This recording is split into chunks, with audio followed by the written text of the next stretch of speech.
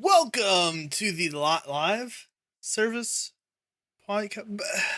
What's the name of our podcast thing we did, Brian? Like 6 years ago? I don't remember it. What do you mean 6 years ago? We are the most consistent weekly podcast show out there. We never miss a single week. I'm telling you. In an alternate universe, probably that might actually be true. Look. Just because you didn't hear it doesn't mean it didn't happen. That's fair.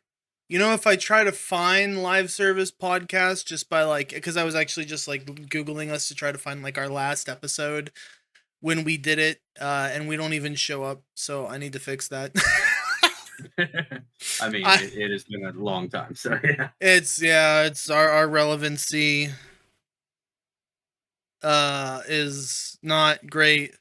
I know I started doing solo episodes by myself a couple of years ago just because I wanted to talk about things, and sometimes people listen. Okay, we did some things a year ago. Yeah, I feel like we took a break for a long time because we both had things going on. Then we got back together because we wanted to chat for a few things, but then things happened again, and it's been some wild years. This world we live in. It's we are in the darkest timeline. It's been some wild last few days of being in the darkest timeline. But before we get to all that, because I feel like there's just such an enumeration of things we could talk about how depressing the world is and how big of a bag of cunts Pete Parsons is. Brian, how you been? I have been incredibly busy. Of my own making, I give you, because I've got a lot of stuff I want to do and get done, and I've been doing side projects with a friend, helping them build their dream house on this property. So even my days off aren't days off. I haven't actually had a day off in 4 months. So yeah. Damn, that's yeah. Building a house will absolutely keep you busy. You know what else will keep you busy? Firing employees to buy new classic cars. Yeah. This is sad, and the worst part is we predicted that this wasn't over and this was going to happen. I mean, we actually did. We are on record saying yeah, this is not the end of it. Yeah, I've been replying to a few people on Twitter, X, whatever you want to call it, where they're talking about how this is, to the community, this was a very well received expansion, or whatever they call it, right? The final shape. And they're saying it's the best since Forsaken and stuff like that. And I actually pretty much enjoyed it too because I'd already ordered it, so I played it. But it doesn't matter if most of your player base is left and doesn't come back, which is what happened because it actually sold less than Lightfall, which sold less than the one before it, which sold less than the one before it. Because when you keep kicking the can of your problems down the road, people just give up and don't come back. And that's what kept happening. That's the first thing I kind of want to talk about is, and I think this is the root of all problems, because recently Bungie stated we're looking at overhauling the new player experience.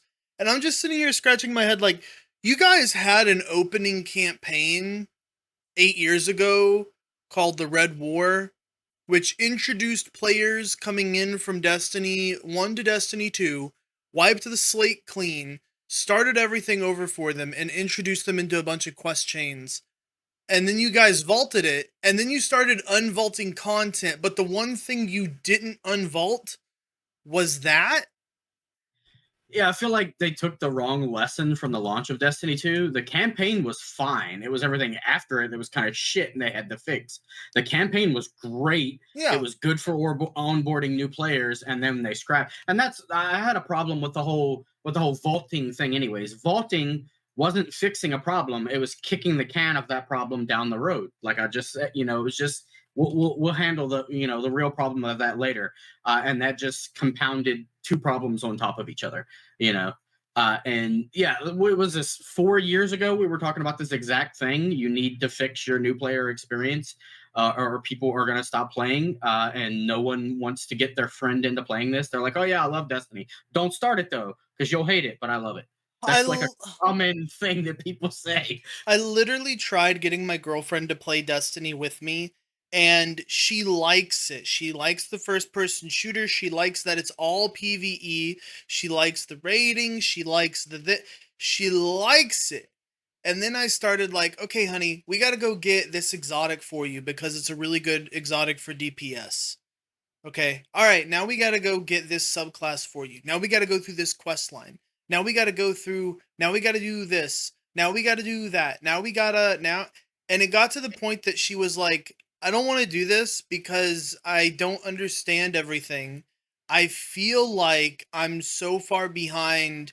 And she said, I appreciate you taking me through everything, but if you weren't here, I would have no idea what to do. I would just sit here and drown in the idea of having no idea what to do with all this stuff. And when you are here, you're slowly taking me through everything, but I don't understand it and I don't know what it's for. So when you're here, I'm lost. When you're not here, I'm lost. Yeah, And because it doesn't guide you well, and that's funny. You just made me laugh twice, but I didn't have the mic on because one, you're having to guide her through this because you know what she needs to do these things. It's not really intuitive for a new player. Then they run into the barrier of, oh, but to do this one, when they do figure it out, well, you need the dungeon key. Oh, I already bought the expansion. No, this is separate. So then you run into the monetization issues. And then when you said it's all PVE. That made me laugh so much. Oh, Destiny yeah, PvP. right? Because there is PvP in the game. Yeah, it's there, sort of. It's Yeah. just not. It was actually worth doing recently because there were some items in the Iron Banner that were like, oh, those are some good weapons.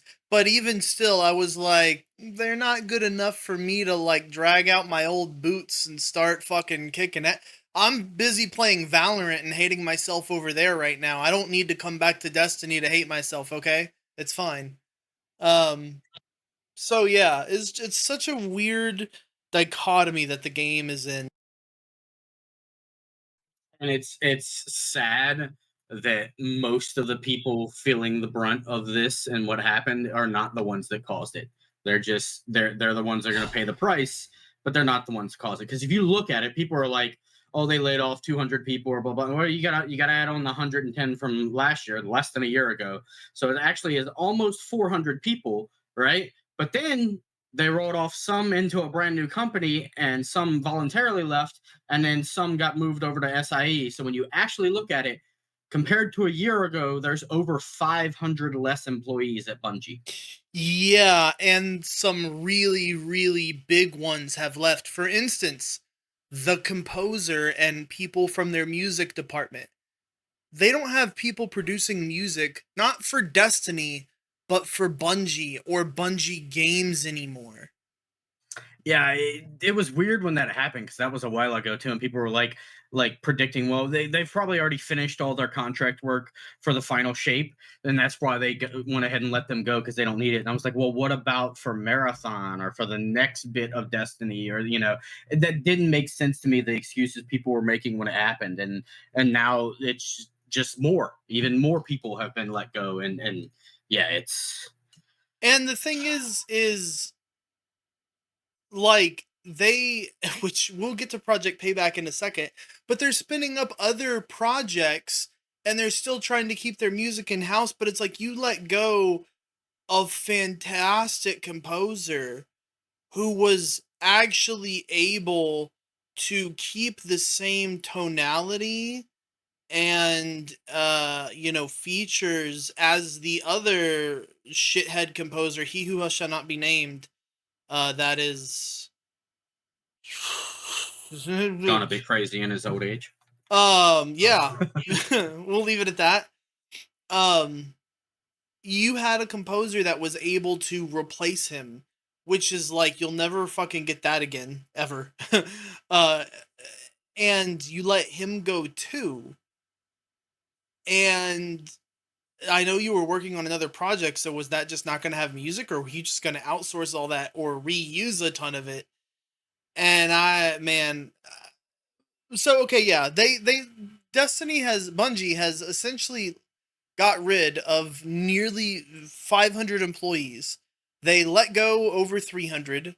150 shifted to SIE, Sony, and then an additional 75 have been spun off into a Sony owned and funded studio to make and work on another project that was a Destiny or a Bungie IP, rather.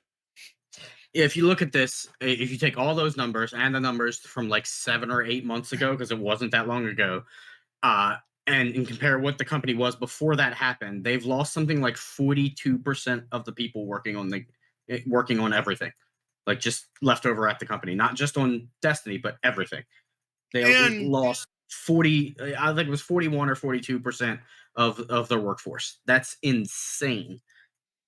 and there's actually a tweet I'll refer to um from Glad. Glad is a big content creator for Destiny. He said in 2019 at a content creator summit where a bunch of content creators get together and talk to each other, or talk to Bungie developers specifically, they asked all the content creators in the room, what would get you more excited? Another Destiny 2 expansion or Destiny 3? And everybody unanimously said Destiny 3. And they still weren't working on a Destiny 3 in 2024 because Operation Payback was not Destiny 3. Yeah, the people that reported about it being Destiny 3 and it being canceled recently were wrong, because it was a spin-off in the Destiny world, and it got canceled a while back, not because of this. Yeah. And it turns out, I said Operation, but Project Payback specifically was a Destiny-like game, or a game set in the world of Destiny, but that is styled like Genshin Impact or Warframe. So you would have characters with gotcha components for like money sinking microtransactions into them in a open world or large world environment.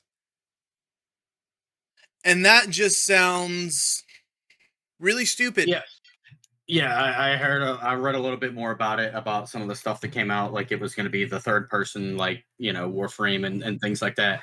And then, yeah, it was because they were trying to bank off of, oh, you're going to want to buy Zavala and play with him, and you're going to want to buy Ikora and play with. They were literally going to use Destiny characters, and then you'd have to buy them, and you'd be playing through missions as them from their history or whatever.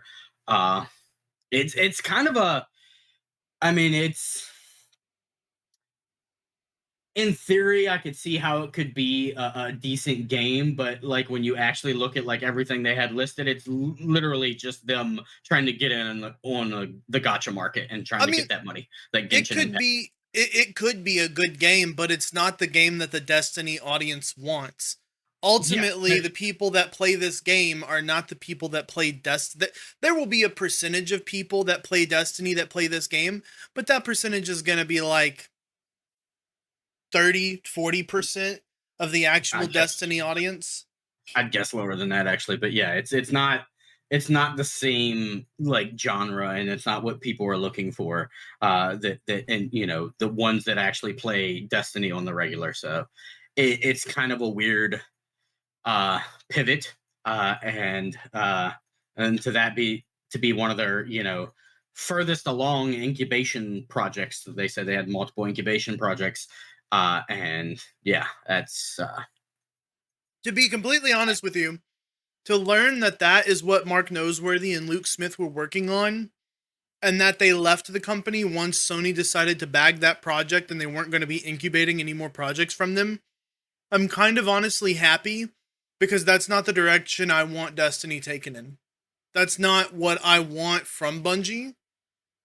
That's not what I want from the legendary studio that created Halo 1, 2, 3, ODST, Reach, Destiny 1, Destiny 2, Marathon, literally first person shooter, sci-fi setting, first person shooter, sci-fi setting, first person shooter, sci-fi setting, first person. I don't want a third person gotcha character driven game. Fuck that shit, dude. Yeah, if you go back long enough, you can get to things like Myth and things like that, which is real time tactic, similar to RTS games, which have basically gone. They don't exist anymore. People don't make them. But like outside of that, and like I think like they made like Minotaur and things like that. It it was Marathon that really started to kick things off, and then from that to Halo and so on. I mean, aside from the weird spinoff of Oni, which was never heard from again, Huh. they are a first-person shooter sci-fi fantasy studio. That's what they do. That would be like Bethesda going, "Hey guys, you want to make an RTS?" And everyone's like, "What? No, Yeah, Bethesda, please go back yeah. to your open world RPGs. What the fuck are you doing?" Battlefront 6 is an RTS. Oh God, could you imagine the backlash? Or From it that? would be like Hello Games, the guys that make like, Forza Horizon 3, 4, and 5, making like an RPG Playground. Fable game. Or yeah, sorry, Yeah, Playground. Yeah, Playground. That would be like Playground, like, going from making racing games to like a Fable styled RPG. yeah, that is a huge shift for them, and we've all been worried about that. But that's yeah, I mean, And that's I why don't know, it's concerning for everybody. It's like, you guys have never done this. Are you sure? right? Yeah, I mean, it's shifts are okay, but you gotta I don't know, like you can't make a shift like this when your main audience isn't even confident in your main product right now, and you're just constantly in the red. And they came out and said we were in the red. Oh, We were not making enough money because more and more people are leaving and just not buying the product. well, so apparently, Microsoft's evaluation came out of them, and Microsoft did consider buying them in 2021, considered buying them back because Bungie was shopping for a buyer for like 3 or 4 years before Sony bought them. And how they got Sony to buy them was funny as fuck, in my opinion, because Sony never dealt with Bungie. So we'll get to that in a second. But uh Microsoft, Bungie went to Microsoft and said, "Hey, would you be interested in buying us again?" And they were like, maybe. Okay, let's, take a look see here. And apparently Bungie's asking price was way too high, and they also listed them as a high burning asset, which means they burn pretty much as much money as they bring in, if not more. Um and that was the biggest concern for Microsoft, because a well-regulated studio will have high upstart costs getting projects started. There's lots of groundwork to be done, lots of things to put into place. But then there's like a lull of a lot of low cost stuff where it's just devs sitting, it's a lot of people time. Devs sitting, making assets, modelers, framework, stuff going down. It's the day by day. It's that in between, right? You want that in between cost to be low. And that's just going to be your day to day operations of pounding out the fundamentals and the foundations of art assets, in game assets, coding, all that stuff, right? That's where you want your low cost. And then your costs are probably going to inflate up again once you start marketing the game, once you start doing a bunch of Q&A towards the last 1 to 2 years of the game, once you start doing a lot of bug fixing, once you start doing crunch and extra hours, and once you start the voice acting and the animations, right? So like usually the first year and the last year of making a game are the most expensive. For Bungie, it was equally as expensive year 1, 2, 3, 4, and 5, and that was a big concern for Microsoft. When they went to Sony, they lied their asses off. And there's a lot of unconfirmed stuff, but a lot of the gist that I get from a lot of unconfirmed reports is basically Pete Parsons said, "Oh yeah, we're capable of doing things on live service. You guys just haven't seen. And our profit outputs are, you know, insane, crazy, yada yada. Just lied their asses off. So Bungie So they, paid the asking price. yeah, it's kind of Sony paying the asking price is kind of wild. Or They gotta feel like horrible at the moment, and it's kind of funny to me because they presented themselves as kind of like this. You're more than just buying us and our IP. You're buying our expertise, right? Like people like talk about like, hey, what's Coalition been doing for Microsoft for a while? Or people like complain about like, why did Microsoft buy Ninja 3? Hellblade 2 didn't do that good. But they don't realize these studios are out there like teaching other people, other Microsoft studios, how to be up on that level. And that's why Microsoft bought them, because they want them to be that thing that, improves every other studio, right? And Bungie build themselves as that. They're going to be the expert for live service. They're going to do this for Sony. They're going to make it all work. But then, like, look at it now. The Last of Us live service got canceled. Concord's fucking dead in the water. And Destiny 2 is, like, financially the worst off it's been in 5 years. You're not looking in like that, that studio that's going to help make all our other studios better now. You're just looking like a money drain.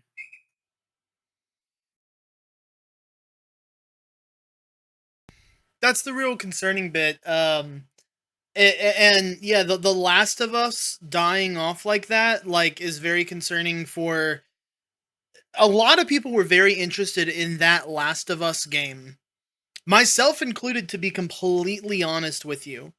Um, I was hella interested in it, because I had played The Last of Us multiplayer, and I was thinking of a open world faction game.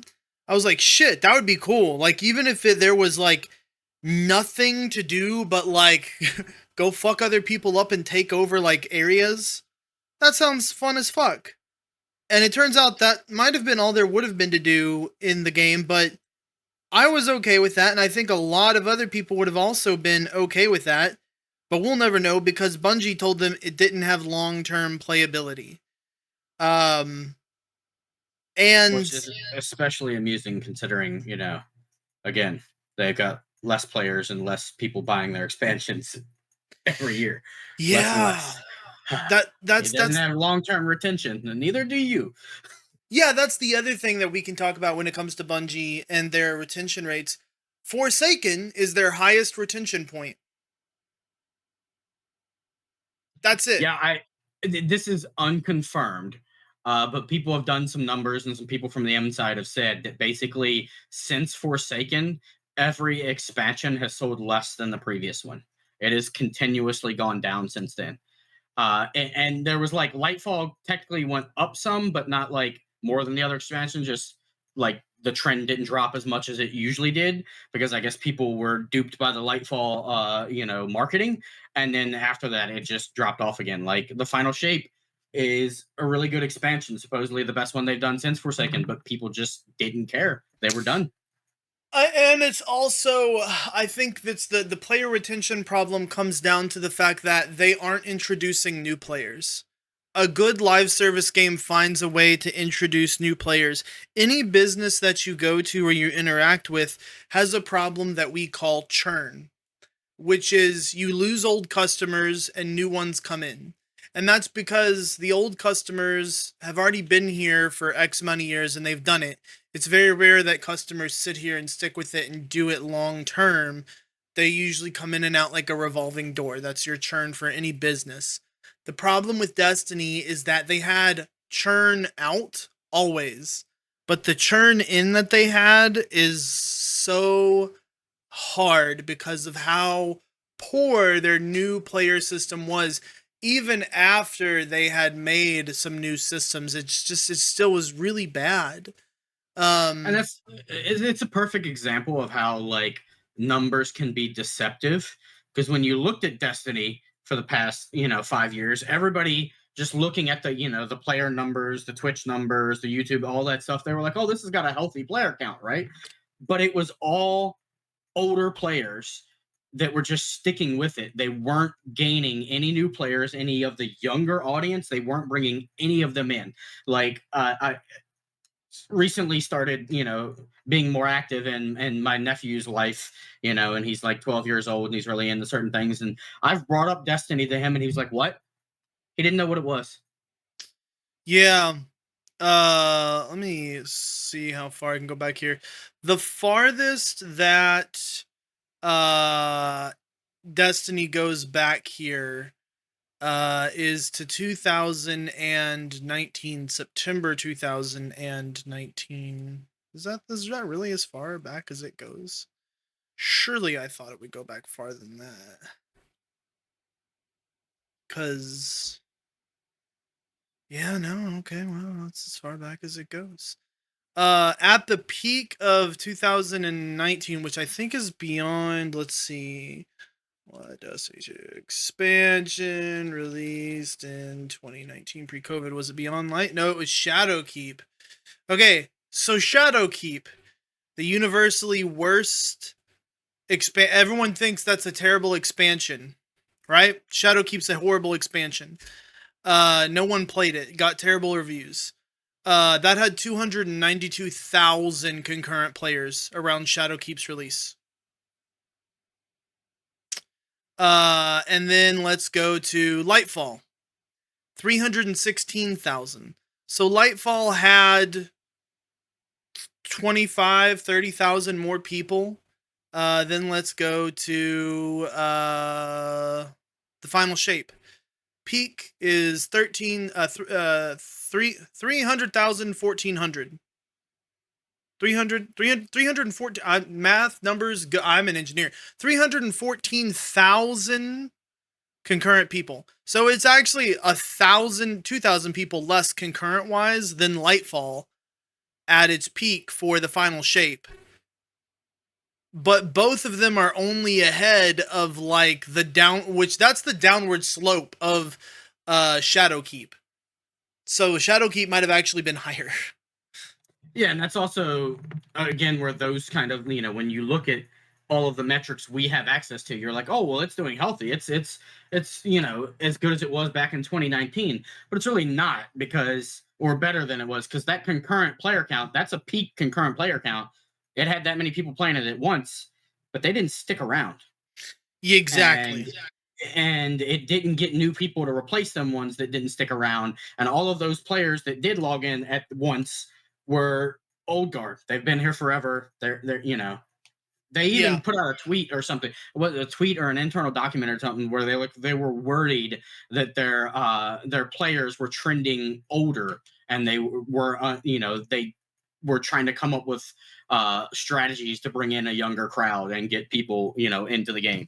And I'm like, time's passed, bro. You kind of your game's 10 years old. You want your game to trend to a younger audience? It's called Destiny 3, dumbasses. Like, what gets a younger audience into your game is when you publish a new fucking game. When you look at a game that's 8 years old, there are people that are graduating high school that saw that game when they were 10 years old and were like, oh, that game looked cool, but I started playing Fortnite.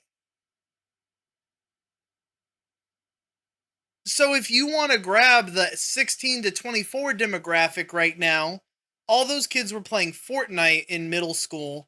You got to do this thing called Destiny 3. That's how you grab new demographics, is you pump up, but yeah, okay.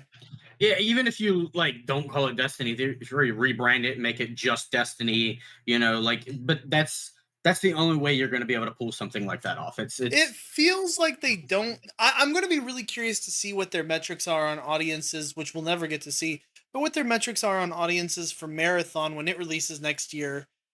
I'm also really curious to see if Sony forces them to make a Destiny 3 at some point, being like, look, assholes, we paid $3.6 billion for you. We're getting a franchise out of you.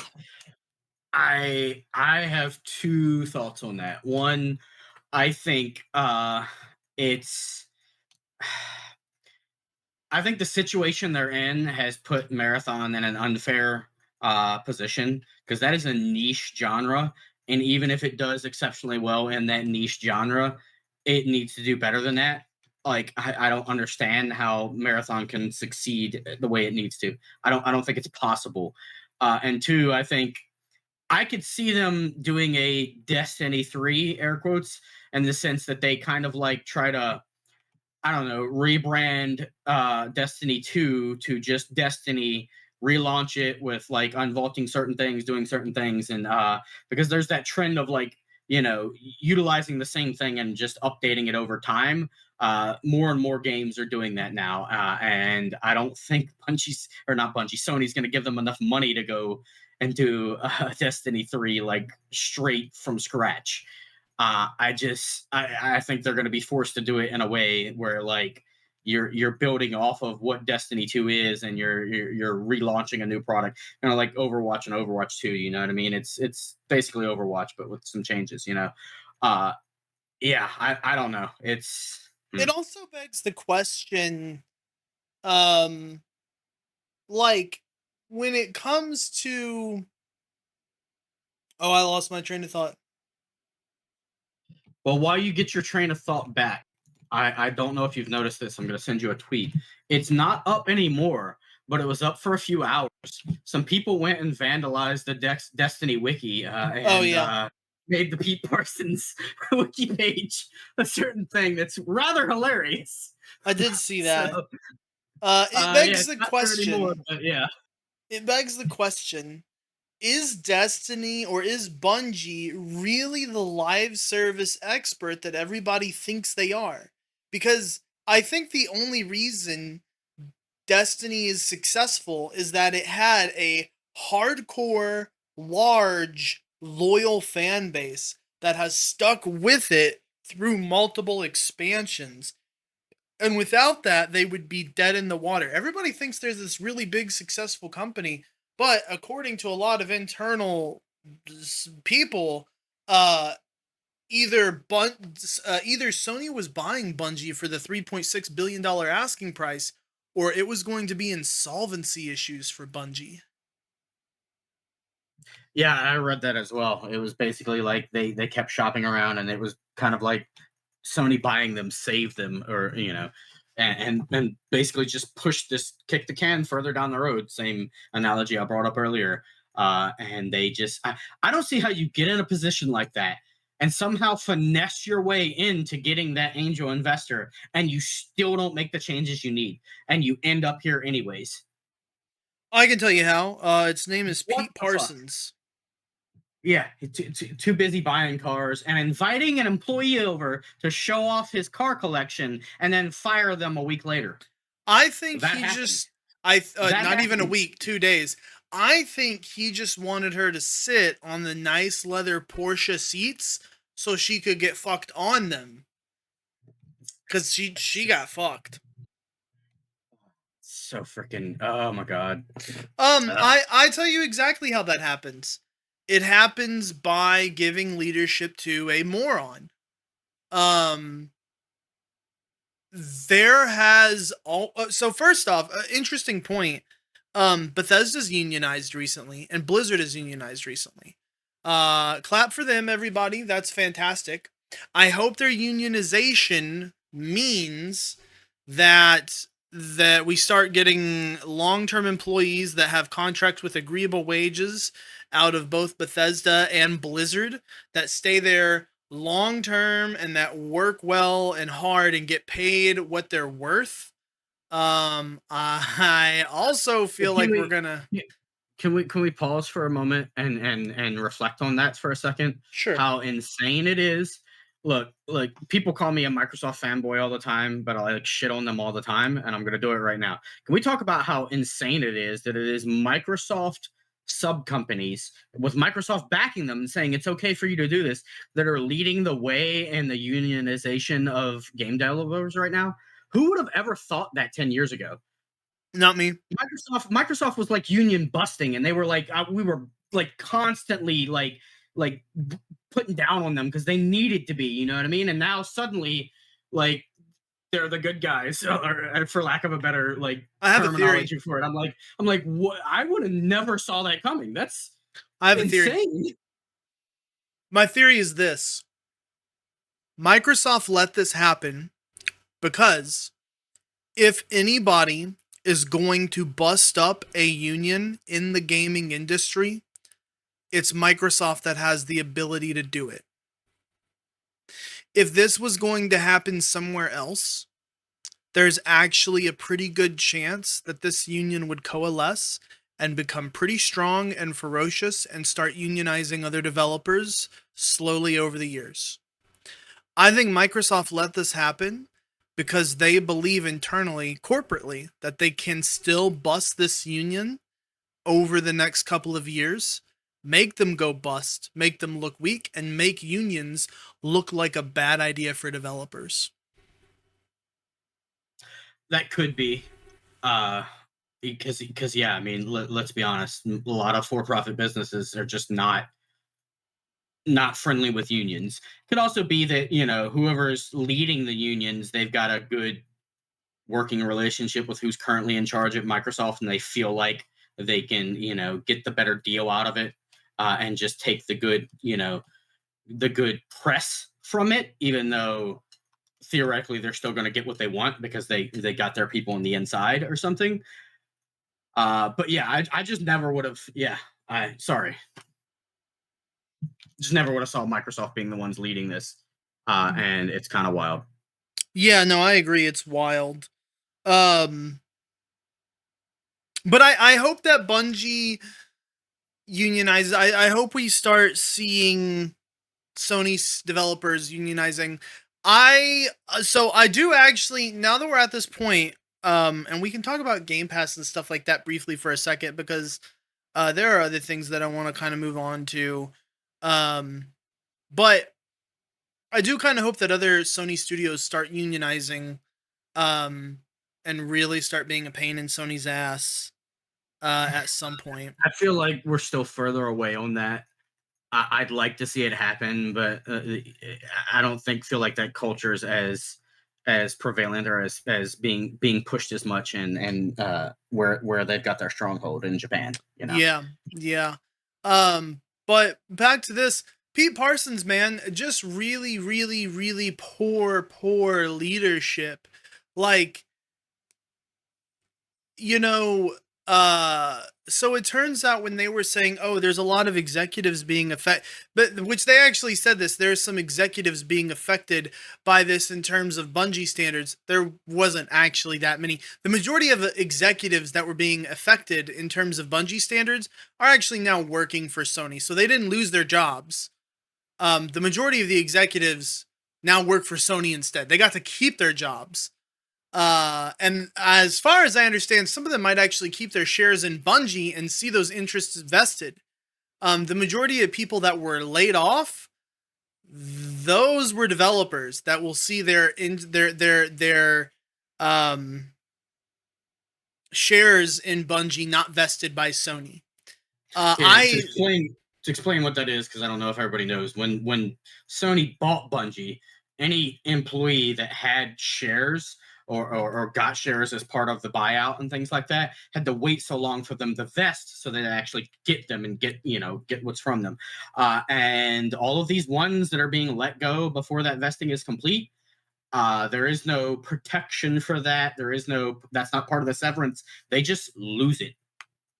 Yeah, and in many cases, this was tens of thousands, if not hundreds of thousands of dollars for some people. When we're talking about, oh, they owned 0.01% of Bungie, I would like you to do the math. What is 0.01% of $3.6 billion? There you go.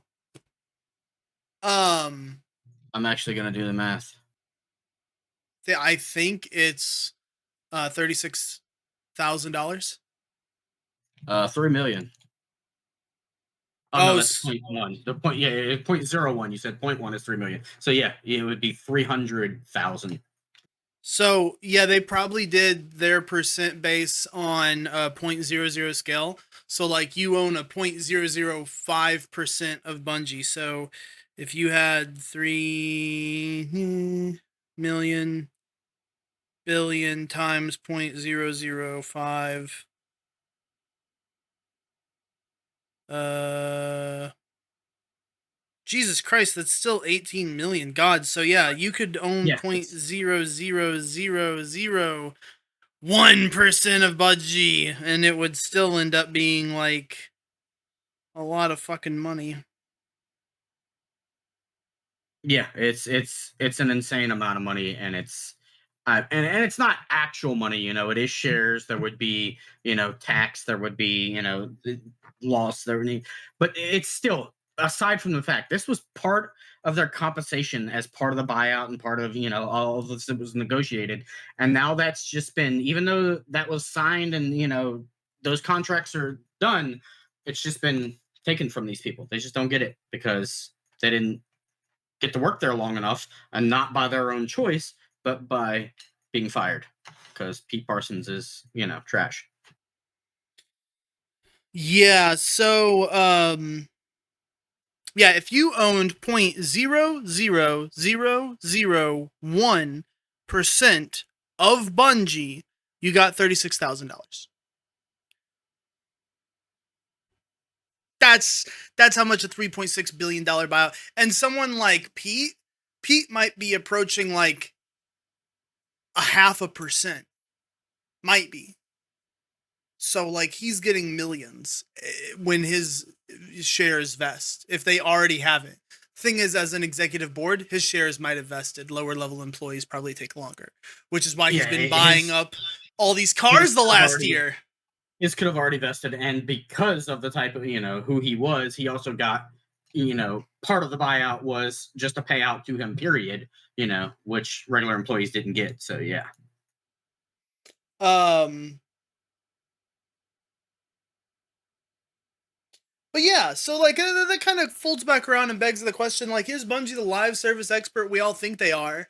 Pete's obviously the asshole we all think he is. The dude, like, okay, so first off, you have to think about how much money was Bungie spending on this new office of theirs, which still isn't complete, and they're still spending money on building, from my understanding, which I is don't know. insane. Put aside that, talk about the suites and like luxury apartments they were buying for like upper management and stuff like that, just to like bring people in, like, oh yeah, when you're in town you can stay here. Like, what? What? I didn't know about this. What? Yeah, apparently they had like luxury apartments that they had bought as Bungie, so that like anybody that they try to like recruit from another company or something like that can like stay there for a while, or if they got to smooze someone, they can stay there, they can throw parties, or if you got to move here and I need, I really want you as a person, I'm gonna, this is part of what I can give you is, but you can stay in the company apartment, blah blah. Yeah, it was some weird.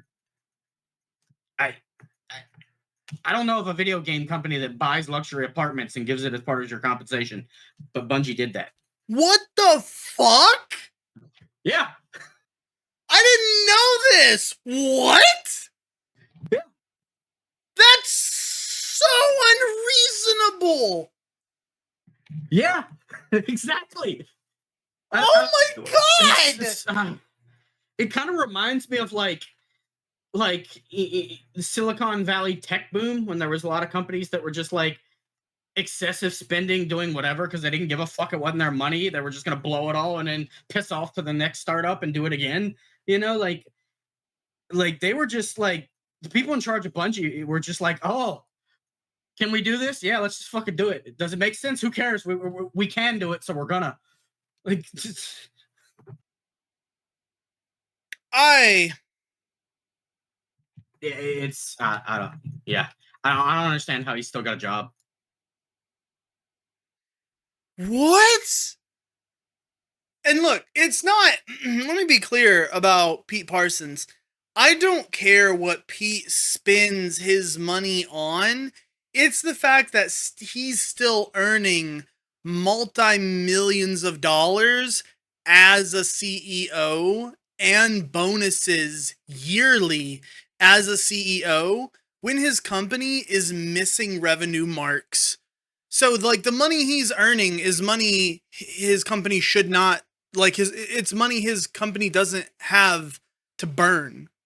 He's taking bonuses his company can't afford. He's taking a salary his company can't afford to dish out, but he's taking it anyway. That's the problem that I have with Pete. And on top of his poor leadership, Pete's literally just there to fucking make himself money. He doesn't give a shit what happens to those people. He doesn't care. Like, there are people that got laid off that have worked for Bungie for 20 years or more. They had mortgages, families, kids in school. Like, he literally destroyed lives. People worked there for decades and had built a career there. And when you build a career as a specialist in a gaming industry in Bellevue, Washington at a Bungie studio, you literally cannot go down the road and just get another job like that.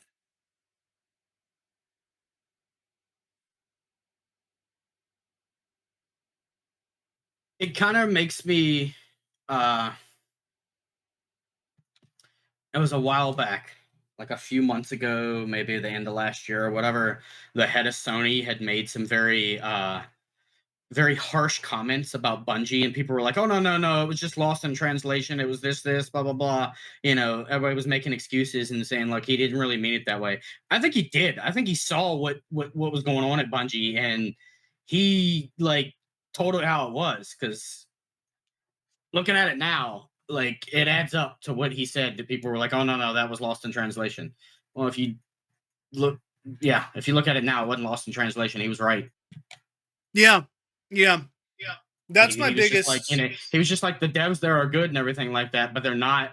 That's all in good, but you're not meeting targets. You're not getting done what you need to get done. Leadership's not leading them in the right direction. Like it was super harsh, and people were like, "Oh no, no, no!" But no, I think he was legitimately straight up saying that's yeah. And I don't.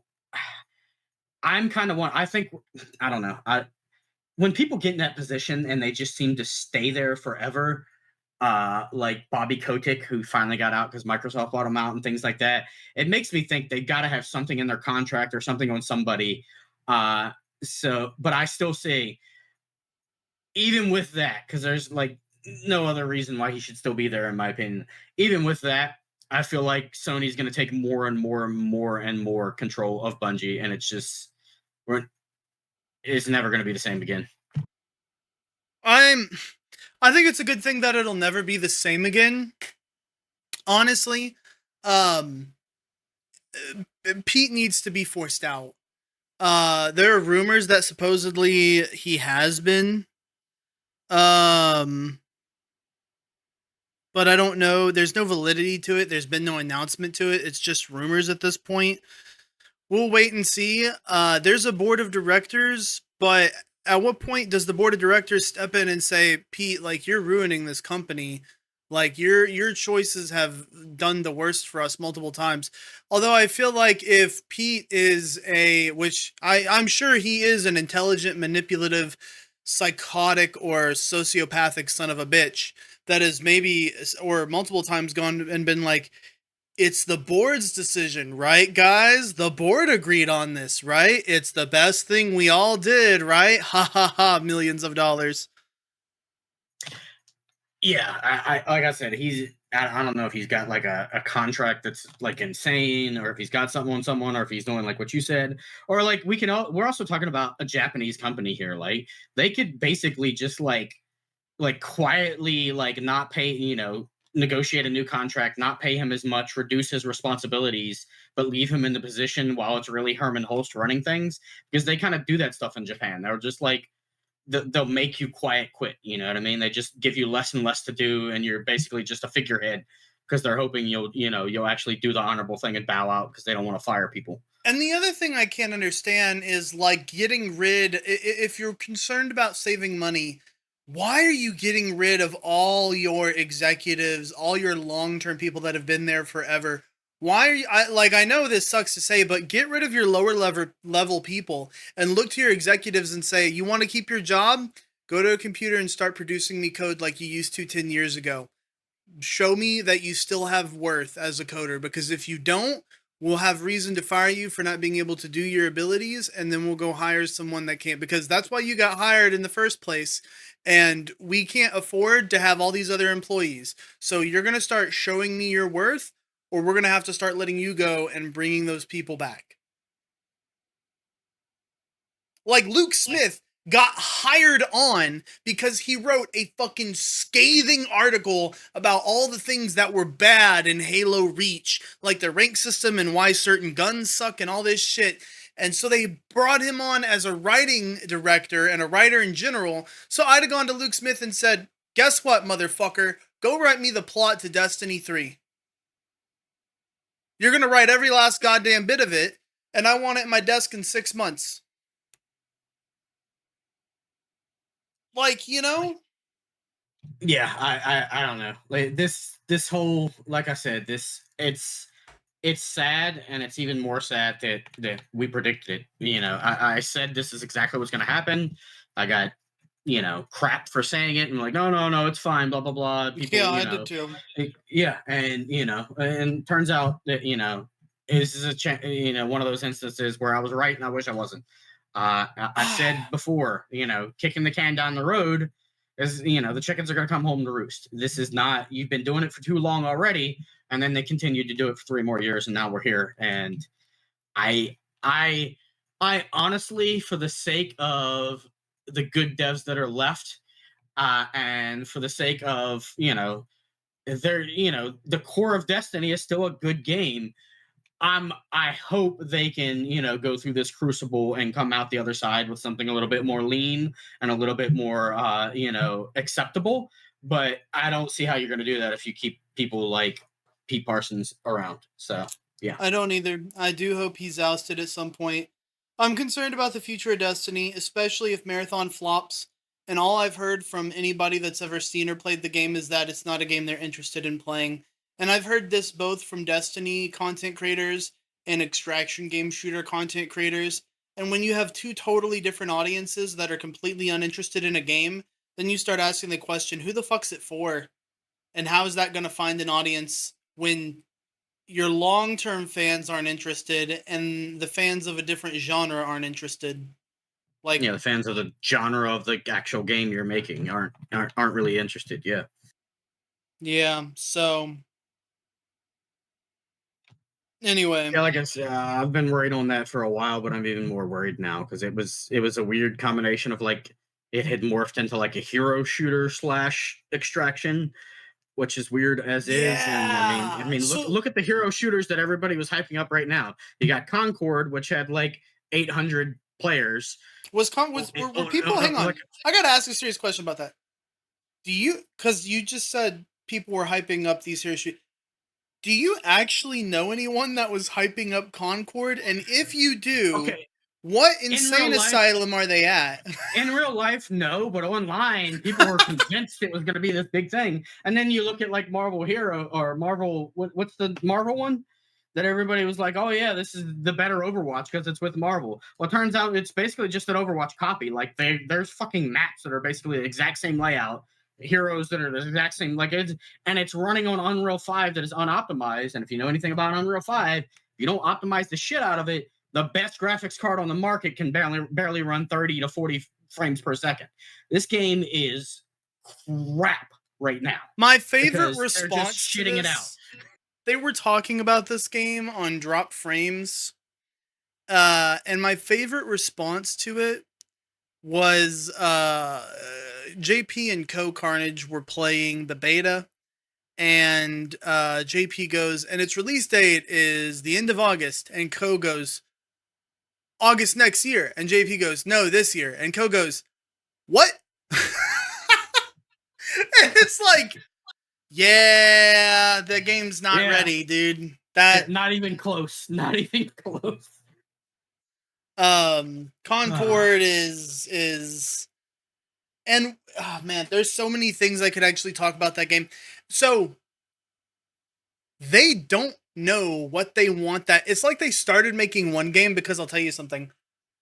That game has arena shooter written all over it. If you play it, there are so many things in that game that make you feel like, oh, this was supposed to be like a hero arena shooter, wasn't it?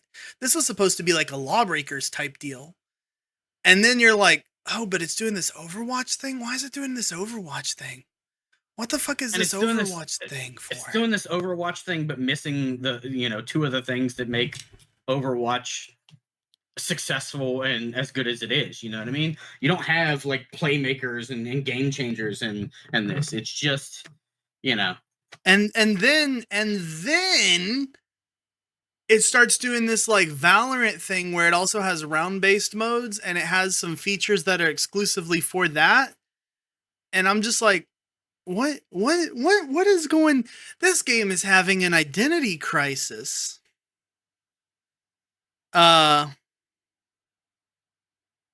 and they want to charge you for it. Putting aside the fact the state that it's in, look at the rest of the hero shooter market right now. This is Yeah. not like your competition. You have to be a cut above the rest if you want to come out the gate charging. Yeah. And Like, yeah, charging $40 for it, like you said, is here's a game that's free to play. Here's another game that's free to play. Here's another hero shooter that's free to play.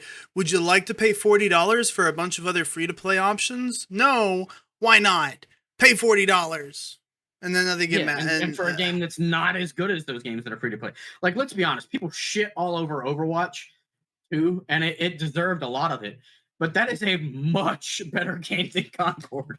You know what my Okay? concern? Well, the Overwatch 2 is a mildly improved Overwatch 1, which Overwatch 1 was a fantastic game. So if you mildly improve it, my other concern is that Marvel Rivals, people really enjoy Marvel Rivals, self included.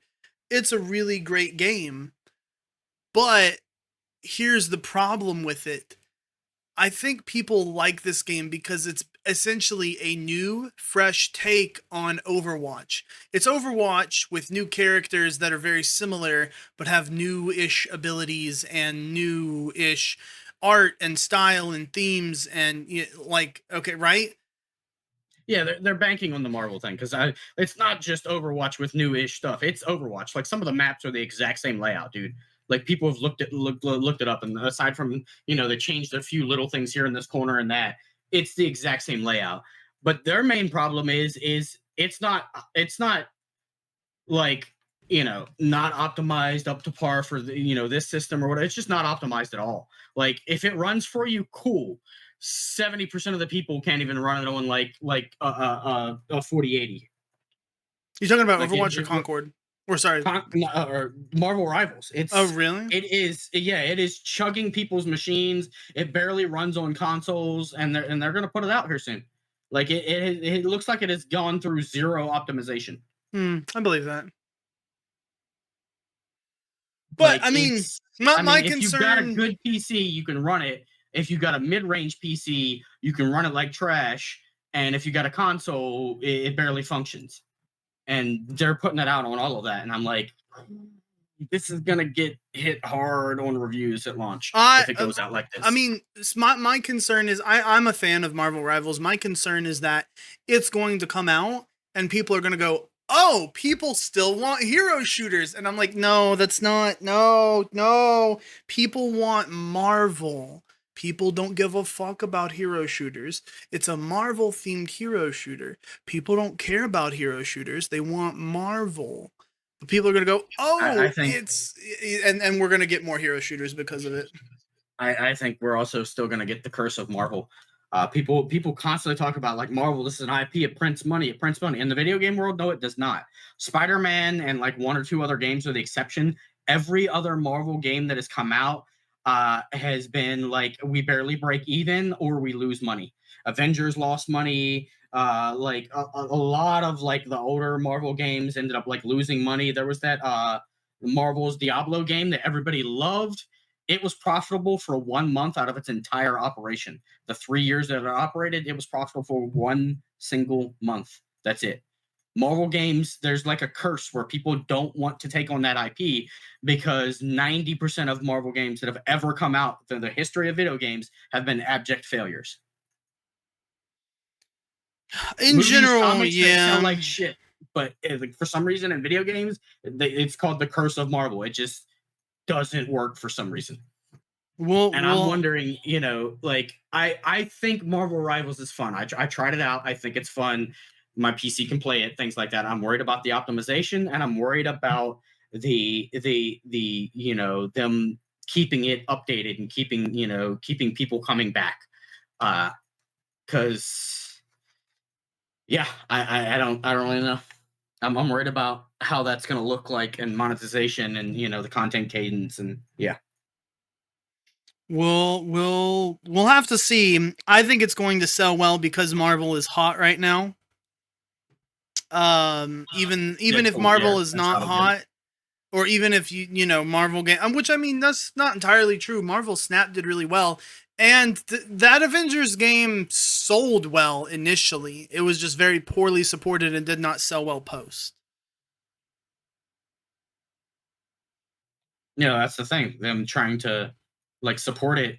There's a Marvel has a Marvel Games that like partners with people and does things. And there was a little bit leaked about some of their contracts when the Sony leaks came out, and you found out how much they're taking from the Spider-Man games and things like that. And they like their expectations and targets are like Square Enix's, where like eh, famously like Final Fantasy didn't meet target, Tomb Raider didn't meet target, blah blah. It's like, well, what meets target? You know what I mean? Like this, what the hell are you expecting here?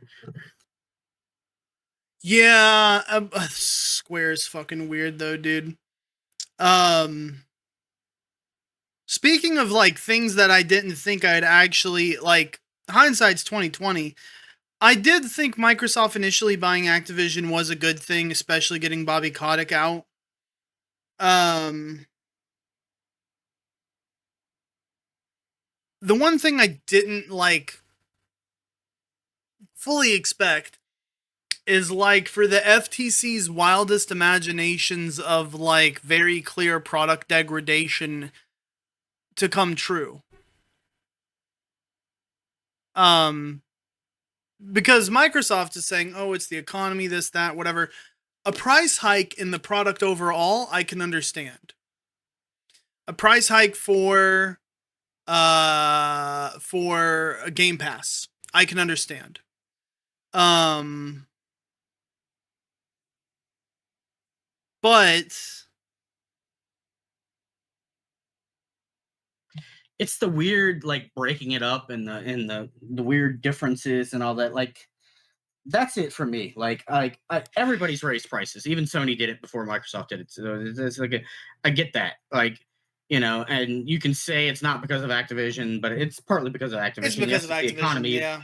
It's partly because of the economy. It's partly because of like they want to recoup their investment, and there's going to be more put into Game Pass now. So kind of like you could say it's worth it, or I don't know. It's the weird like now that there's actually like 4 versions of Game Pass, like and like deciphering which is which. That's where it gets worse as a product and worse on the consumer for me. That's just like for some reason, if you're just a PC player, you just get it better than if Yeah, you're a which is console the and other. PC player, or if you're a console, like it's they went So way too far with that, and I was like, you need to simplify this, not make it more complicated. What are I you have a doing? theory about that, and it's an interesting theory.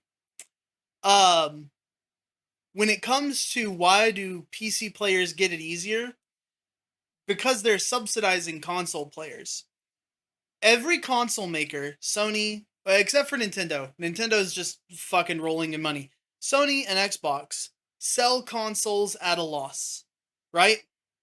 Or they just barely break even after 10 million units are produced, right? But they pretty much sell consoles at a loss to get that install base. Because where they make their money on is their software. They get that 30% cut of software. So when they sell 100 million units of software at $70 a piece, and they're getting 30% of every $70, it's a lot of fucking dollars at the end of the day, right? And then they have their own first party games they sell a ton of. So all of that, they're subsidizing the consoles because the consoles aren't buying games anymore. They're just paying for Game Pass. So they buy an Xbox and then they pay the $8.99, $9.99, $10, whatever it is for Game Pass, right? And then they would get all the first party games for free. They're not selling them software anymore. So they're losing out on, I would say they're probably losing out on people that buy a console and just play Game Pass. So that's why they're forcing people that have consoles to pay for more. People that have PCs, they're not selling them consoles. They made their own PCs. So those people are just paying Microsoft $12 a month. So they aren't subsidizing a console that they bought. They're just paying $12 a month. And I get that, but then it for me, it still makes it weird because now they're getting to the point where they're like, you don't even need a console. You can play it on your Amazon Fire Stick and your TV and your things. And I think that's great, right? But to get people to do that more, you're going to want to simplify the system, not make it more complicated and then have to like work out which one they should buy. Like if you want to get away from, if you want to make your main crux of your business the subscription and not the console anymore, I'm fine with that. A large part of Nintendo's rolling in money, people don't realize, is not games and hardware. It's their other stuff, their theme parks, their physical goods, things like that. That brings in a huge chunk of money. People don't think about that. So if you want to diversify and change what's bringing in the large thing and make consoles secondary, cool. But this isn't the way to go about it. This is, I don't know. Like, I still think it's a great value, even with the raised price. Game Pass is great, but I think it's while the value is still there, the actual like the how it is presented to the consumer is worse off, like worse than it's ever been. Yeah, and it's just it does feel like as the FTC would say, a degraded product in this sense that they bought them out and now you're telling me we have to pay, which I mean, it didn't pay for PC, I'm purely talking about console users, but like we have to pay more now, more every month. Like that's just like, why did it go up so drastically just for this? It feels like there's something being left out here that we're not being made aware of, and it does feel like that full degrade of the product. The other thing is that their sales reports, their revenue came out for the year. They made a shitload of money this year. An absolute shitload of money this year. Yeah, a lot of it was bolstered by Activision. Like I think, Activision made 22 billion or something. Yeah, one area would have been a loss for Microsoft, but not by a lot. But then Activision made it a thing. One area would have been a profit, but not much. But Activision bolstered it. You know what I mean? Like when you add it all together, like as a whole, Microsoft gaming or Xbox or whatever you want to call it is just doing like great right now. Yeah. Like people are talking about like it's they're about to go under. It's going to be the death of Microsoft. No. I'm like, huh? What? No. Here's the thing. And this is what I think this is why I think Satya Nadella, the CEO of Microsoft, is so invested in games. Windows is already the universal platform. Windows is on every PC. I think they were going at it too early when they were making Windows 8 and the mobile version of Windows 8 and all that stuff. They're going to try again here soon with like basically a mobile version of Windows. 100% they're going to. And I think their mobile version of Windows is just going to be very similar to a regular but slightly scaled down version of Windows. And their idea for piggybacking off of that is like, you want a Windows machine? It comes with Xbox streaming service everywhere, which I mean, they're already starting to do that on mobile devices too. But I think they're going to start like, shipping home PCs that have Xbox integration built into it, that come with Xbox controllers. They're going to start building all-in-one platforms that are all-inclusive to gaming. They're going to start selling you Windows subscriptions. You want a PC? Here's a PC that runs Xbox games, that has Windows on it, that comes with an Xbox controller, $39.99 a month. Oh yeah, they're definitely going to do things like that. And then that's a trend with Microsoft. Now that you mentioned, you said they were too early with the Windows 8 thing. Microsoft tries things too early. They end up shutting down and being failures, and then years later, other companies start doing that, and that it becomes a success, and Microsoft gets back into it. That has happened multiple times with multiple big products with Microsoft when they got into like smartphones early, when they got into tablets, and they've done it with a lot of different things, and it's kind of crazy. They're always like, ahead of the time or whatever. Like, you came out with this too early. People aren't ready for it yet. It is The literally, yeah. consumer mentality isn't there yet. Like I'm going to tell you it's something. happened If multiple I times. if I had a Windows phone that plugged in straight to my PC, let me remote straight into it and do all kinds of stuff on my PC, and it let me sync everything between my PC and my phone. It let me sync all my files, let me sync my video, like, let me sync all my apps, everything. Oh, because how many of your apps that you have on your PC that you can have on your phone now? Discord, Firefox, Audacity, there's a mobile Photoshop, there's like streaming services, like, how many games are on desktop that are also on your phone? We're getting to the point that like it's starting to blur, right? And so it's literally like, yeah, Windows was just literally way too soon for people to actually care about a Windows client on a phone. And now I feel like if they put one out in the next 3 to 4 years and there was a mobile Windows phone and it has to be a good phone, a good product, number one. But then it does all that, dude, I'd buy one tomorrow. I think we're going to get there, like you said. I think there's going to be a step in between, and this is where I'm going to talk to you about this. Have you heard all the rumors about a Xbox handheld? I think that's going to be I they're gonna have. it's basically going to be like a handheld PC that runs the Xbox app and does, you know what I mean. I think that's going to be the first step towards it, because it's going to be like a mini PC that you run around like a little handheld. Yeah, I've heard the rumors. I've heard that there are, was it Asus that's making it supposedly?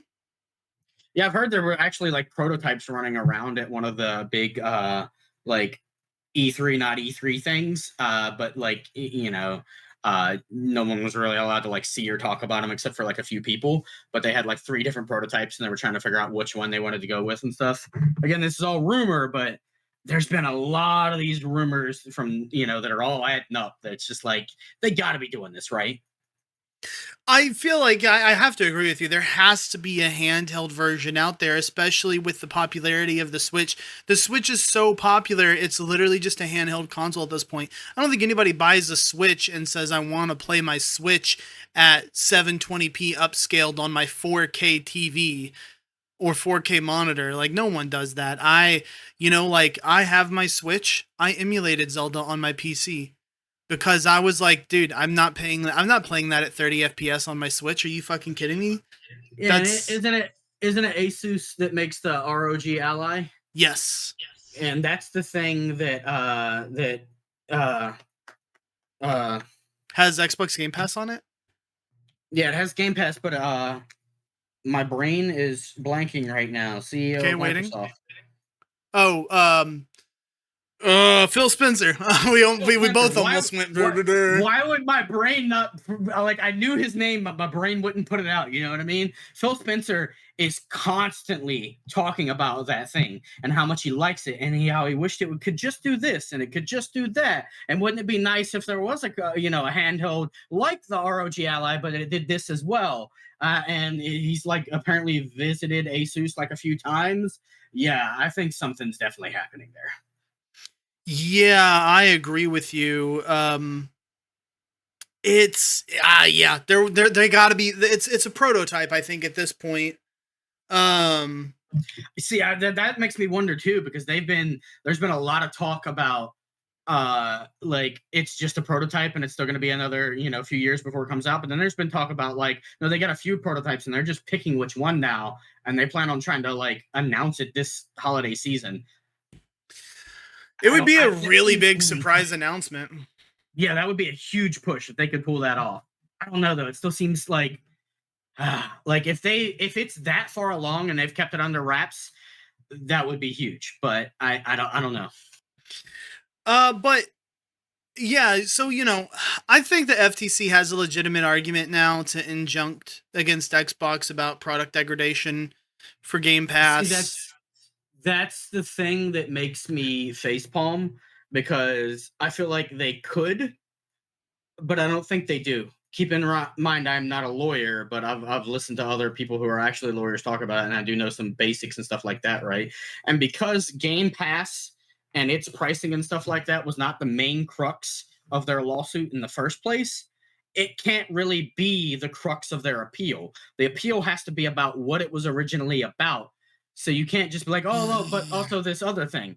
Like it's like unless they can tie it to the original thing, the judge may be forced to be like, well, this isn't pertinent. Your appeal doesn't move forward.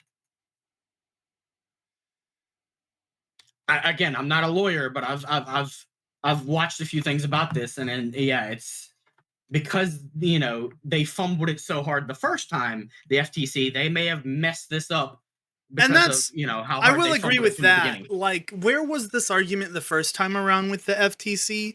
Why are they like, see? Like, where were you guys? Like, and that's my biggest problem. I don't know what lawyer they had with, going after Xbox the first time, but that guy needs to be like, I don't know if lawyer is a career for you, bro, because, like, you foobarred that. You like unbelievable because like why was PlayStation mentioned at all when you're trying to talk about how this is hurting consumers and you're just like Yeah, they PlayStation. never should have been a part of the conversation. And let's be honest, like back when it was going over, I was more on the side of Microsoft because I was like, this. But I was saying there could be bad things to come from it, and here's a bad thing that comes from it, And to be right? honest with you, But I like, wasn't if the thinking of FTC this. had done their jobs, if the FTC had done their jobs, they could have been thinking about things like this. They weren't, we weren't, whatever. But they could have at least got some like concessions, maybe made them spin off a certain section of it, divest that, do you know what I mean? And it would have been a little bit more amenable, but they didn't do any of that. They focused on the wrong thing, hammered down on that wrong thing the whole time, and just looked like pure freaking buffoons. And it may have ruined any case they'll ever have. Like they'll never be able to get an appeal about this. They're like, now that it's gone through, if they're not able to tie this in and convince a judge, it's done. Like they're not going to be able to just like keep opening up new cases and trying. It's done. Like then it's Yeah. done. You're fucked. Yeah. And in fairness, like I said, I wasn't thinking of this shit. I was only when I looked at Microsoft acquiring Activision, it meant Bobby Kotick was gone. And for me, that was only a good thing. It also meant that I got to play Call of Duty on Game Pass. And for me, that's also only a good thing because I don't sit here and play Call of Duty. Okay, It actually, also I still hold to the fact that it made the entire market more competitive because it kept Microsoft as an actual competitor because they were falling way fucking I behind, do right? agree with that. But there doesn't mean there isn't bad things that come from it. And yeah, Um, I do agree with that it did make Microsoft more competitive against Sony because they were falling behind. But I wish Sony would get off their ass and actually like try to make, like, for fuck's sakes, make a competitor against Call of Duty. Do you know how much I would love to have another milsim like arena shooter geared towards the Call of Duty audience that isn't Call of Duty but takes a different spin on it? Like, I don't know, another fucking Killzone that comes out on PC, Sony, you fucksticks, please? the only one trying to do it is what is it? Ubisoft with X Defiant, and it's not really Which trying. It's not really trying to replace Call of Duty, but it's trying to be, you know, in the same area, and it started a little rough, but it's actually not doing horrible, you know. X Defiant. But I will actually, speaking of the Call of Duty thing, because of Game Pass, I installed Modern Warfare 3 and played it. Uh, I am actually kind of looking forward to Black Ops 6 because here's why I like Call of Duty games. I enjoy them because I like to be able to turn my brain off and just just shoot through things. Just fucking, like that's Call of Duty is like a relaxation drug for me. I can turn my brain off and just slay out. If I'm playing a comp shooter like Valorant or CS or something like that, every round and every match matters, and I have to worry about enemy position, how many people are alive, did they buy this round, where are they planting, what util are they using? Where could they be on map? What are their options here? Have they taken any? Do I have to go for a headshot because I have low health? Or can I just like hopefully spray and hit their body because they like I have to think of all those things. And when I'm playing Call of Duty, I just fucking hold W and out aim people and I'm like, shotgun funny. That's what I like that's what I do when I play Call of Duty. Yeah, it's kind of weird because this is the first Call of Duty I've actively like been excited about and decided I'm gonna play in like a decade. Because to me, like I've fallen out of the whole, I'm not big on Call of Duty multiplayer and Call of Duty lobbies anymore. My big thing is that late 80s, early 90s action film that's basically what the Call of Duty campaigns were, and it looks like this one's going to be basically that, just fun as fuck, and round-based zombies. And I'm like, okay, you did two things I'm looking for. I guess I'm getting you. Yeah, and so anyway, going back to the Call of Duty thing, what I'll say is that I was playing Modern Warfare 3 because of Game Pass, and I found out I fucking hate it. And I hope that there's a system in here that I really hope they do not bring forward to Black Ops 6. And it's Treyarch, so I'm hoping that they just don't at all. Okay, what's that? It's how you unlock anything in that game. It's how you unlock weapons, how you unlock weapon attachments. How you unlock perks, equipment, gear, all that stuff. Is it not just like every other Call of Duty? You just, Nope. level up? Nope, it's not. Okay. Like I said, I haven't played Call of Duty in like almost a decade. It's just, as far as I know, this is new to just Modern Warfare 3. It is. I'm not going to make you guess, but I'm going to like lead into it because it's really annoying. It is meant to increase engagement in the game on a daily basis. You can only unlock so many things in a day. They're limiting you.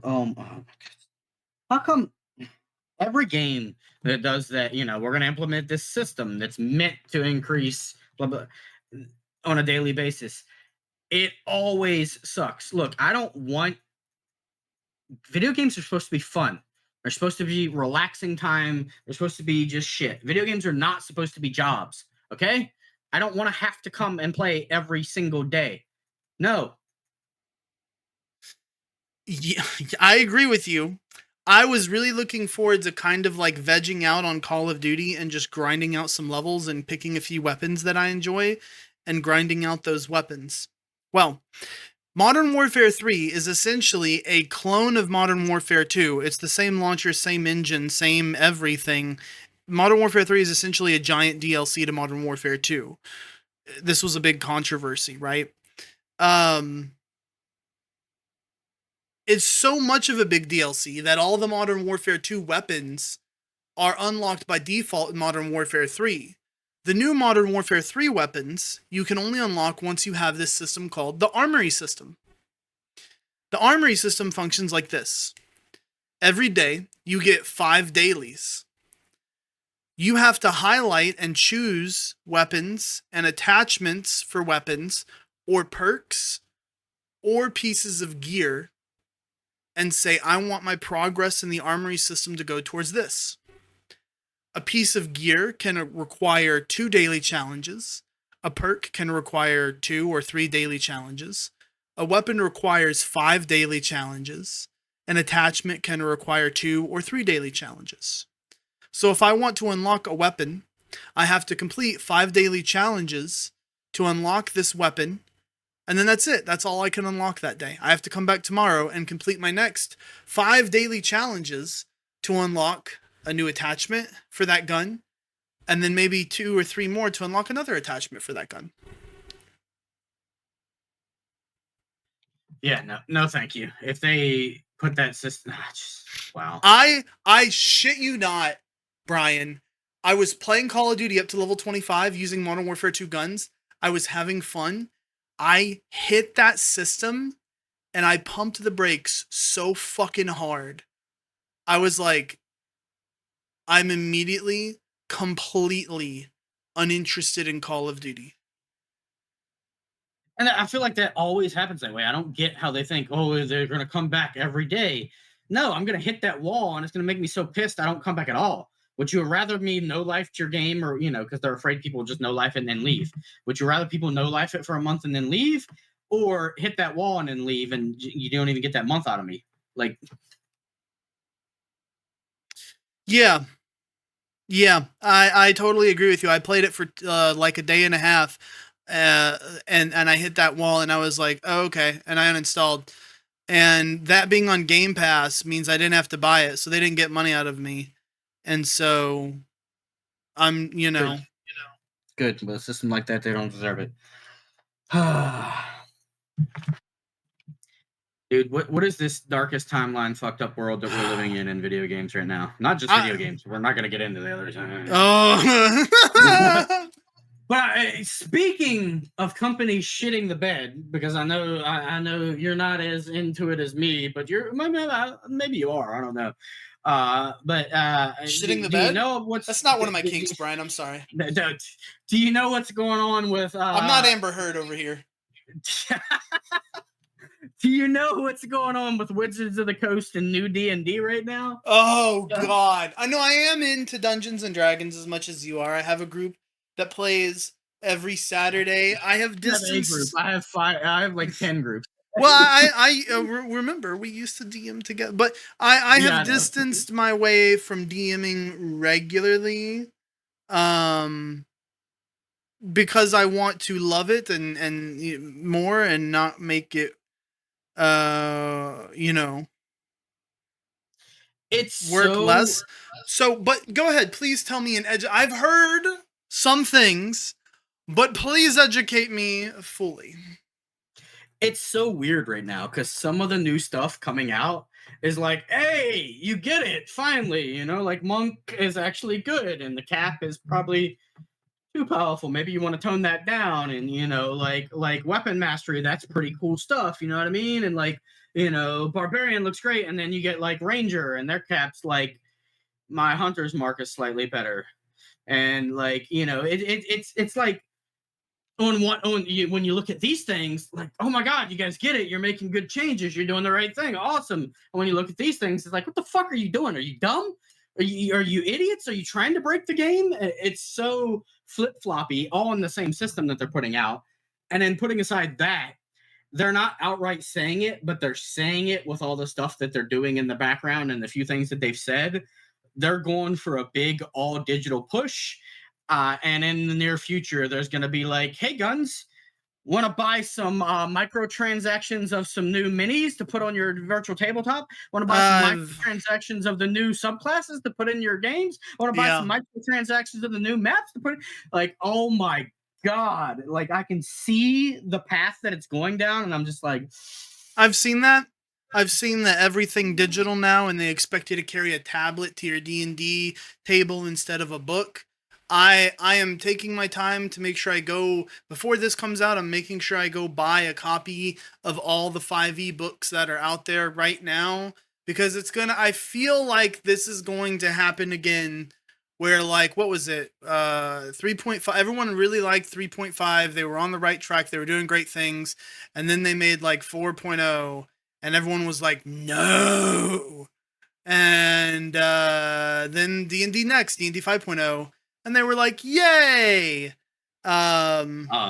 You're what you want to do is a good thing, because people are going to tell you they won't do this. They're 100% going to do this. They've done it before. They've already done it where like you're not going to be able to buy. You already can't buy old versions of the new updated stuff on like D&D Beyond and stuff like that, right? like when you buy the new, what's it called, Monsters in the Multiverse, it just like replaces the old one. It's just not available anymore, and they're going to pull books from stores. They are 100% going to pull the Ugh. all the old 5e books from stores, Ugh. and unless you're getting them from stores that just refuse to pull or keep them secondhand or whatever, it's going to happen. And people are like, no, no, no. Yes, it will. That's 100% It going to will. happen. Oh yeah, Wizards is look. There are people at the helm, not at the helm, but that are designing Dungeons and Dragons, like Chris Perkins, who love D&D, and they are doing their best to design systems that work for players. They're trying, but they are not in control of things like digital publications and like WotC in general pulling this stuff off shelves. You know who is in control of that? Hasbro. And Hasbro is fucking evil. Yeah.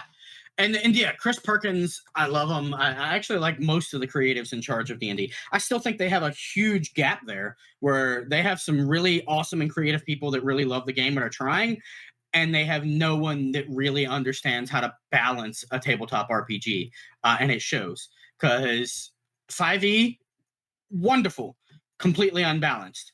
Yeah. D&D 24, completely unbalanced. There's some great changes. Like, oh my god, look, this is better than the old version of this. Yeah, and then this one's dog shit. Like I it's gotta the fact that one cap is like I'm God now, and another cap is my hunter's mark hits slightly harder. What? I gotta Like your tell capstone you. ability? Like, Yeah. I gotta capstone. Some capstone abilities are like, I'm glad I play wizard for now in eternity. Uh, right? but some other ones I was like, okay. We will rotate off Dungeons and Dragons and we'll go play some other tabletop stuff that's Dungeons and Dragons adjacent sometimes, just to like see what else is out there. Um, we were recently playing Lancer, which you can find on CompCon, CompCon, Lancer, Lancer. Lancer is big robots go spanky spanky boom boom explodey stuff. Okay, Yeah, I've heard of that. Yeah. that is one of the most fun TTRPGs I've done in a while, and it's balanced 95% of the time. It's about as balanced as like Pathfinder is in a lot of scenarios. And it led to a lot of nail biting fights where I'm literally sitting here doing the math going, oh, I don't fucking know if we can win this. And we did, but by the skin of our fucking teeth. A lot of people also misunderstand, like I'll say, I talk about 5e being unbalanced, or new D&D, which is what I'm calling it instead of D&D 24, being unbalanced, and they're like, well, it's a fantasy game, man. Let people have their power fantasy, do this and blah. I'm like, I'm not talking about that. I'm not talking about it being like a PvP video game.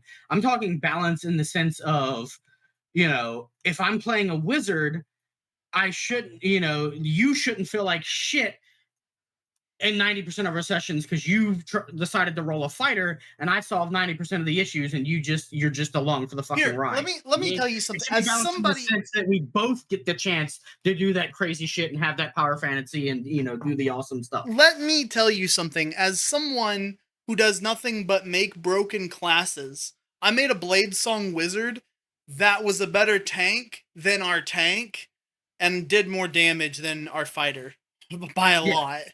yeah. Uh, I view balance in the sense more of like, it's not about you can't do these cool, crazy, broken min max builds, things like that. It's that everybody has the chance to do that. yeah, Every exactly. class feels like it can do that. You And don't not every have class second can. class classes.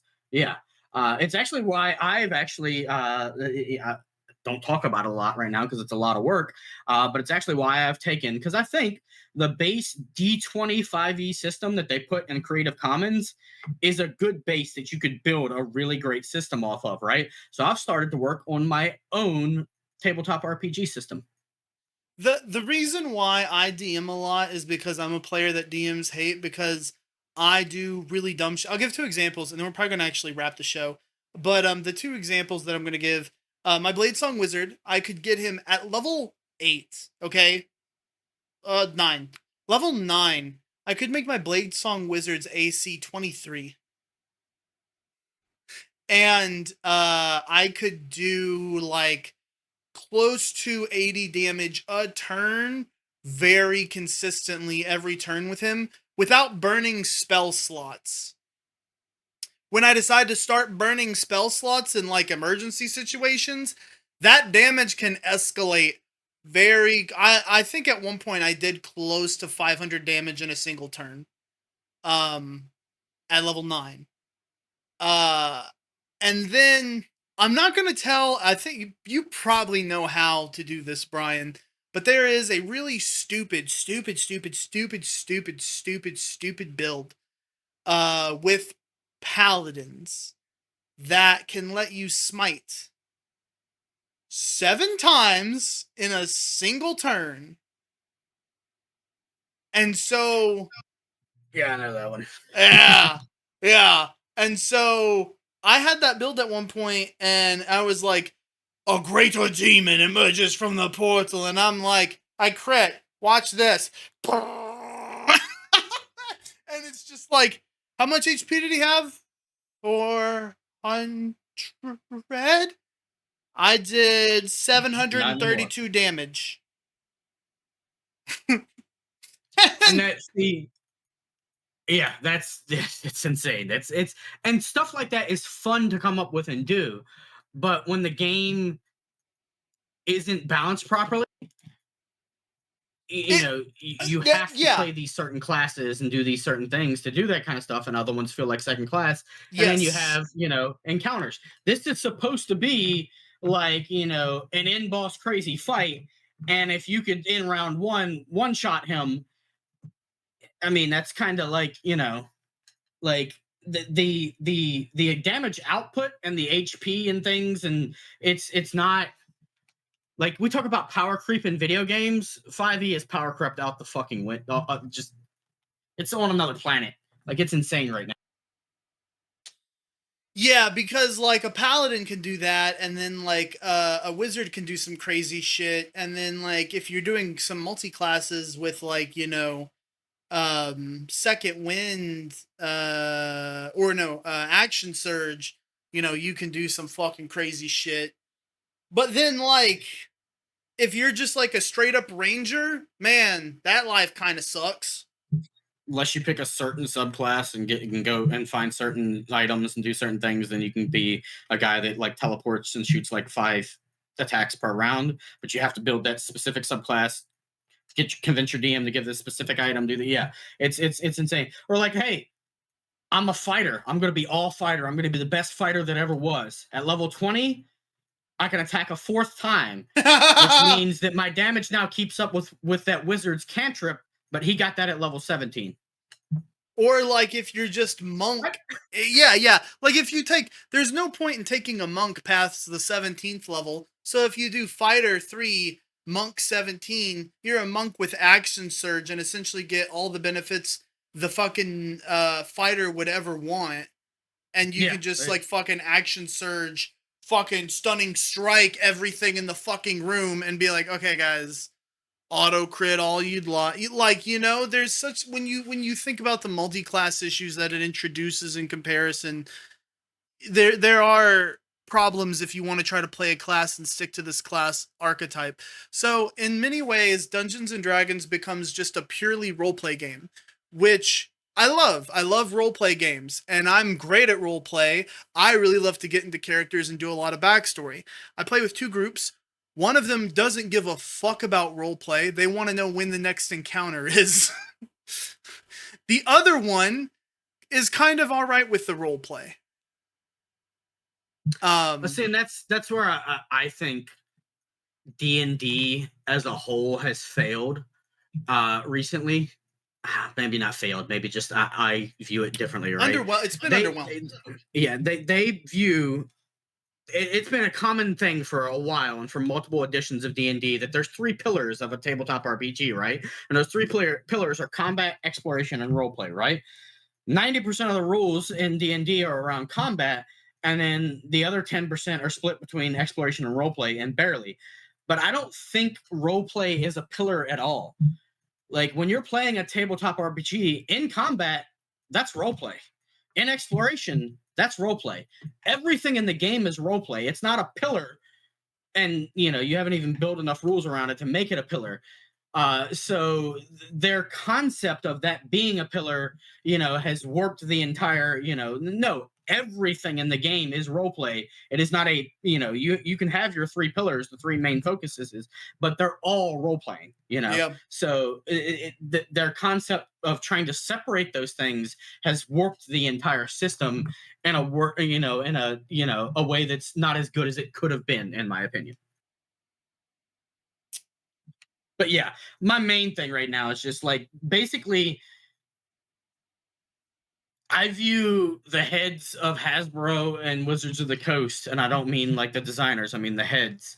Basically, like I view Pete Parsons and stuff right now. There are people making all the wrong decisions. You can see them making, and we're making predictions, and those predictions are coming true. It's just going to keep getting worse and worse.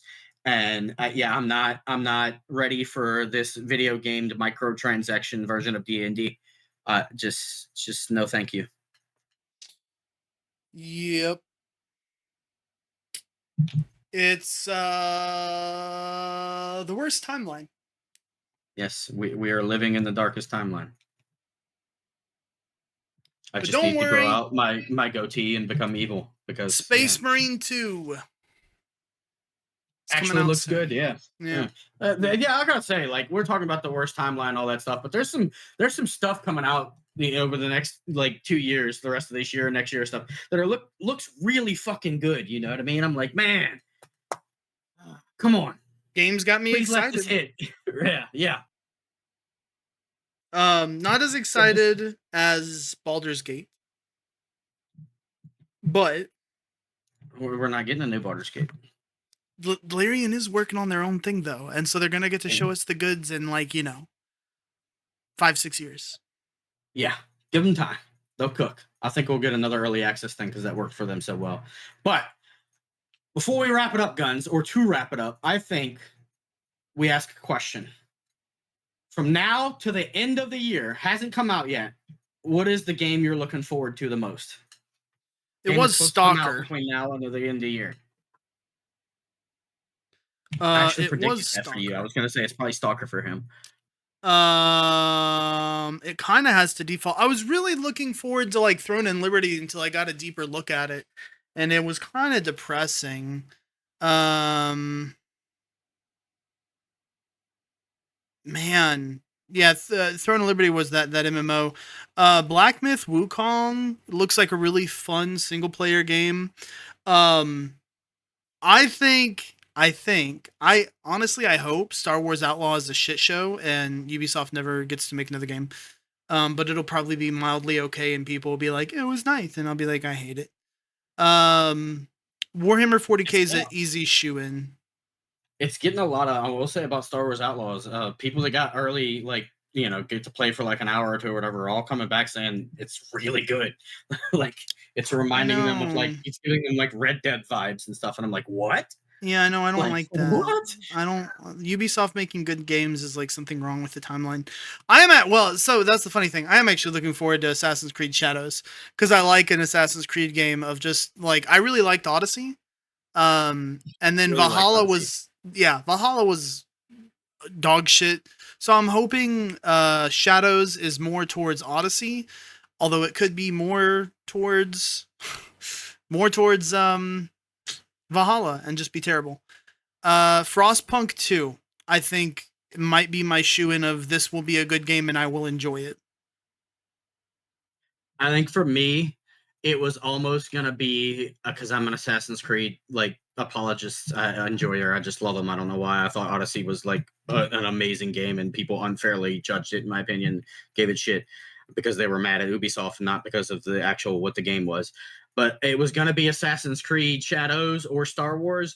But I think just pure nostalgia is making me I cannot help but be hyped and excited for Indiana Jones just because I love those movies so much. Is that coming out this year?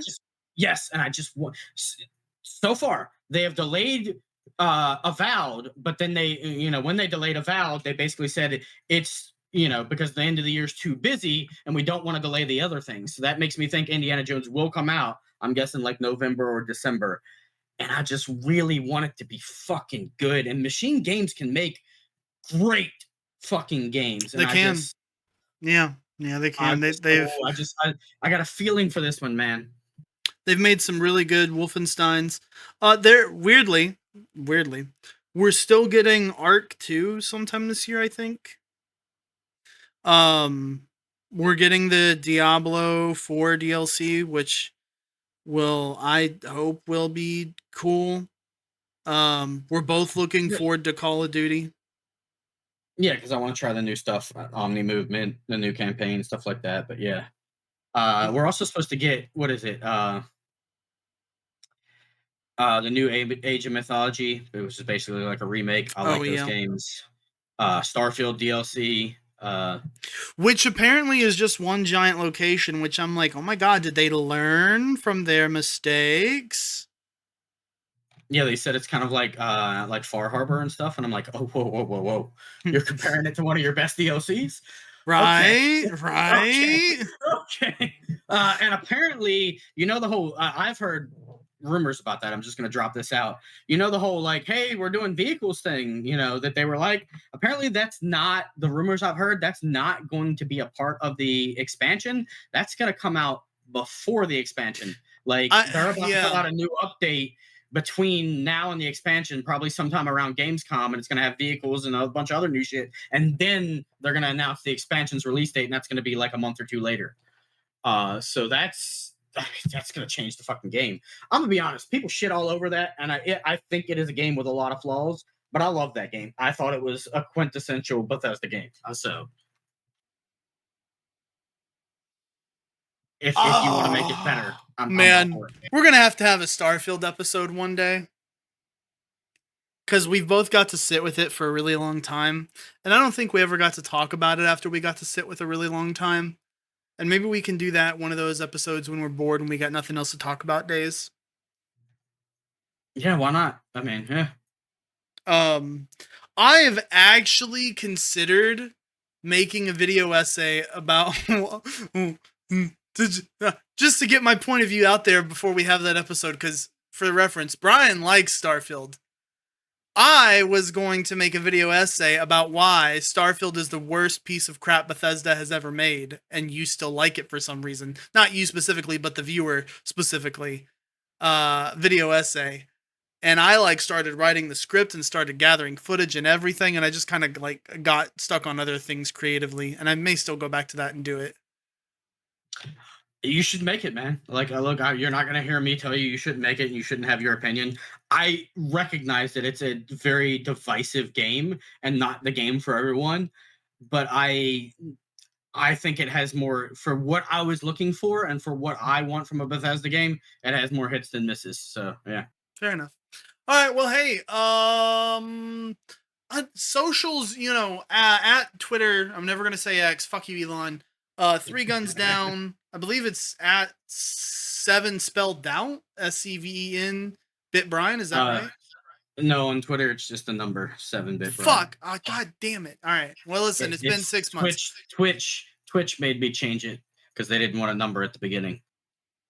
Oh yeah, that's right. Twitch is SCVEN.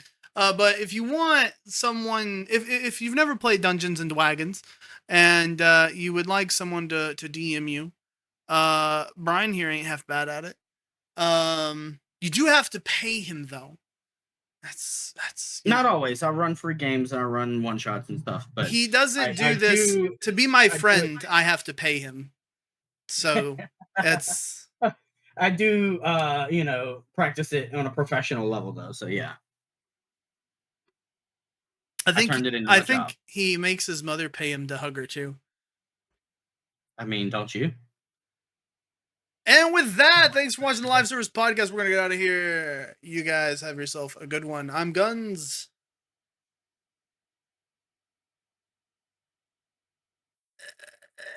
It's been 6 months. He'll get there. Go ahead and say I'm Brian, Brian.